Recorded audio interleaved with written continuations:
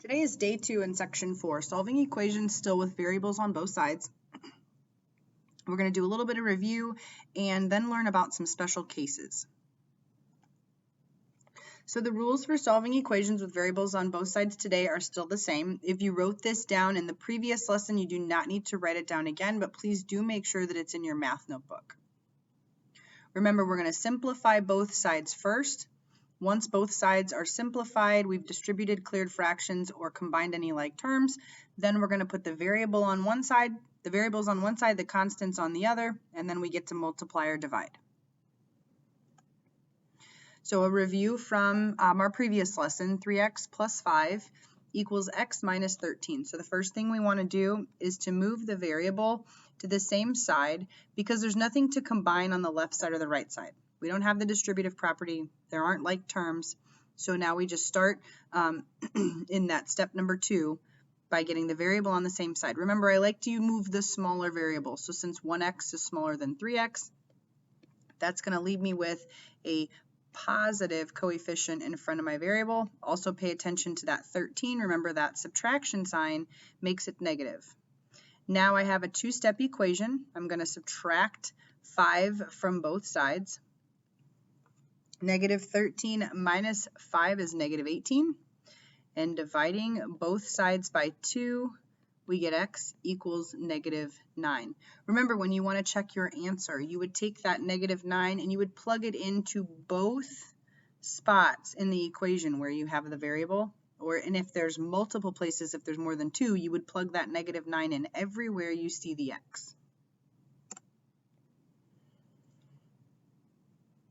Number 2, 5x minus 3 plus 3x equals 15 plus 5x. What I notice here is that before I can start moving the variable, I have two terms on the left-hand side that both contain an x. When I combine those terms together, 5x plus 3x, remember the sign that's right in front of that term goes with it. That subtraction sign goes with the 3, not with the 3x. So 5x plus 3x is 8x, and I bring the minus 3 along with it. It didn't have any distributive property. There's nothing to combine on the right, and I don't have any fractions. So now I'm at step 2 where I'm going to move the 5x to the other side. Remember that moving a term to the other side with a variable in it is just like moving a constant. You do the opposite of what you see. So we were adding 5x. I want to subtract 5x. Now I have a two-step equation. I'm going to add 3 to both sides.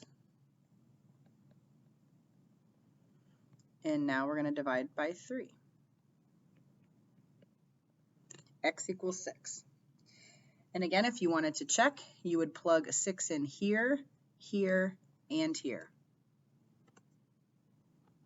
If you'd like, pause the video here. See if you can solve this one on your own.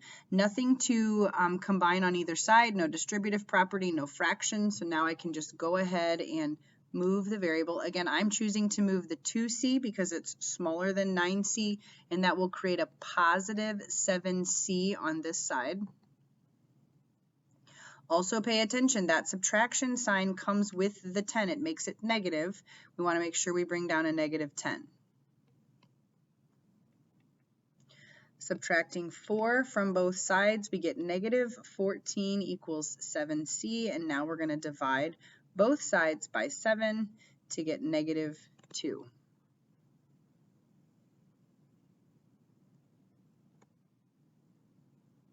Again, another one, try to pause the video here and see if you can solve this one on your own. So we've got terms on both sides we can combine. I can put 2x and 5x together, so that's 7x plus 4. And on the right-hand side, I actually don't have any x terms, but this is still considered, well, maybe not. This one doesn't technically have variables on both sides, but we've got a lot of combining that we have to do first. So this is one of those multi-step equations. 24 plus 8 is 32. Now we've got a two-step equation. Subtracting 4 from both sides. 7x equals 28, and dividing both sides by 7, we get x equals 4.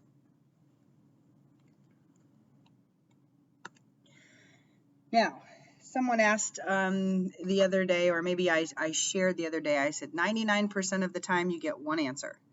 However, now that we're dealing with variables on both sides of the equations, there are times where we might get no solution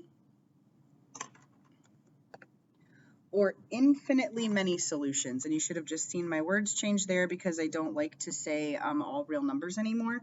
I want you to learn no solution or infinitely many solutions. That means that you can actually have an equation where there is no answer. There is no x value that you could plug in that would make the left side equal to the right side. Same with infinitely many solutions. There is a possibility that every answer works. Every number, fraction, decimal, negative, positive, everything you think of could work in the equation. So the question is, well, when does that happen? It happens if the variable cancels out. And I'm going to show you two examples of that today. So typically when you get an answer like x equals 4, like in the last example, that's one answer. X can only be 4, it can't be anything else. Now we're going to see that we actually can cancel our variable, and then we're left with these statements where an example here, 7 equals 10 or 4 equals 4. You're going to be left with two numbers equal to each other. If that statement is not true, so those values are not equal, 7 does not equal 10, then the answer is no solution. Or if what you're left with is equal, 4 does equal 4, then the answer is infinitely many solutions. So let's look at what I'm talking about. Solve the equation. I've got variables on both sides. I have 3x plus 4x on the left and 7x plus 2 on the right. I still need to do all the steps like normal. I need to combine these like terms first, just like I would normally. Step 2 says move the variable to the same side. And when I do that, you're going to see what happens here. I have 7x's on both sides. So when the 7x's cancel here, I'm left with 0. And when the 7x's cancel here, I'm left with that plus 2. The reason why I'm left with a 0 on the left-hand side is because there's nothing else over there. So now my variable has canceled out. I'm not going to get an answer like x equals 5. So the question is, what do we do? What do I say? Well, 0 doesn't equal 2. So no matter what I plug into this equation, I'm never going to get a true statement. If I pick a number and try to substitute it in for x, I won't get a true statement. I'm going to get something like 0 equals 2. Well, this is not true. And when it's not true, we say no solution. This is your answer. You're not going to get x equals 5, x equals negative 1/2. You're not going to get a solution. There's no number you can plug in for x that will make that statement true. Later we get into graphically what that looks like and all sorts of things, but for right now, when your variable cancels and what you're left with is false, okay, 0 does not equal 2, then we say no solution.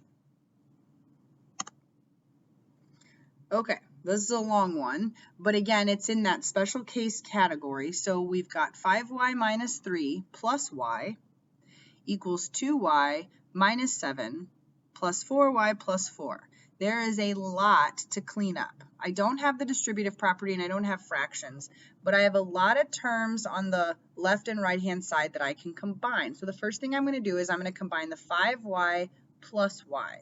So that's 6y minus 3. Remember, the subtraction sign goes with the 3, not with the y behind it. That y is positive. On the right-hand side, similar, I've got two y terms, 2y plus 4y, that's also 6y. And now I have two constants I can even put together, a negative 7 plus 4. Negative 7 plus 4 is minus 3. So now just pause for a moment and just take a look at what you're looking at. Look at the left side, look at the right side. What do you notice? Okay, if I still follow my steps like normal, I'm going to subtract 6y from both sides. I want to try to get the variable on the same side, but what I'm going to see here is that they cancel out completely. 6y minus 6y is 0y, or just 0, on both sides. So I'm going to bring down that minus 3, bring down my equal side, and bring down my minus 3 again. I'm left with a constant equal to a constant, and this is where I have to decide, is this a true statement? And yes, this is true. Negative 3 equals negative 3. So what does that mean? Well, that means that no matter what number I pick to plug into that equation, I'm always going to end up with a true statement. Every real number works. Positives, negatives, fractions, decimals, whole numbers, everything, they all work. So now what do I say? Again, I'm not going to have like x equals 10. That's not going to work. I'm going to have infinitely, I-N-F-I-N-I-T-E-L-Y. Please learn how to spell that word. Infinitely many solutions. Every real number works, and there are an infinite number of real numbers. Every real number works. So again, make sure you're paying attention to those two special cases. When we work in class, we'll be on worksheet 2 4B.